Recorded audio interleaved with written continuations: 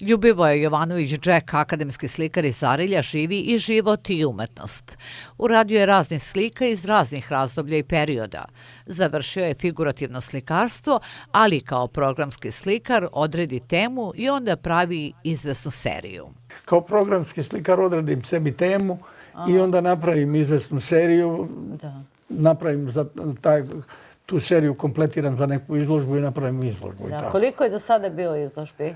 Pa nisam mnogo. Ja mislim 35-6 izložbi sam napravio. Da, ali to nije mali broj. Pa nije mali broj. Bio sam energičan jedno vreme, a sad u posljednje vreme malo pravim samo kad je neki jubilej. Kad treba da obeležim taj rad. Umetnici tvrde da neke priče pričaju, jer slika je živa reč. Džeka je vodila intuicija, a inspiracija mu je bila slovenska religija. Taj posao koji sam ja radio kroz slike, to me je vukla ta intuicija i osjećaj za neku meru, za neku dimenziju, za neko estetsko, ono što ja osjećam u sebi. Tako da nije tu mnogo u slikarstvu pomagalo neka nauka, izuzev što je svakako treba čovjek da ima neki pregled istorijski, da nosi neki istorijski pregled. Vratio se u rodno Arilje, a mogao je da živi bilo gde u svetu sa praškom diplomom.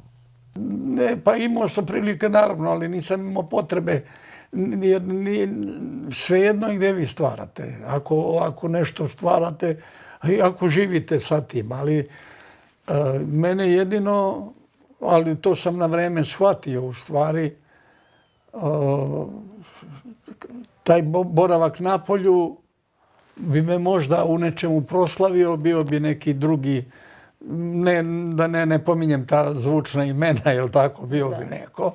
Ali to mi nije ništa značilo, jer ako ne ostavite svom narodu ništa, niste ni drugome ništa ostavili. Naš domaćin kaže da je bitno da vas vreme opravda, da te slike koje ste napravili negdje na nekom zidu stoje, bar još 100 ili 200 godina.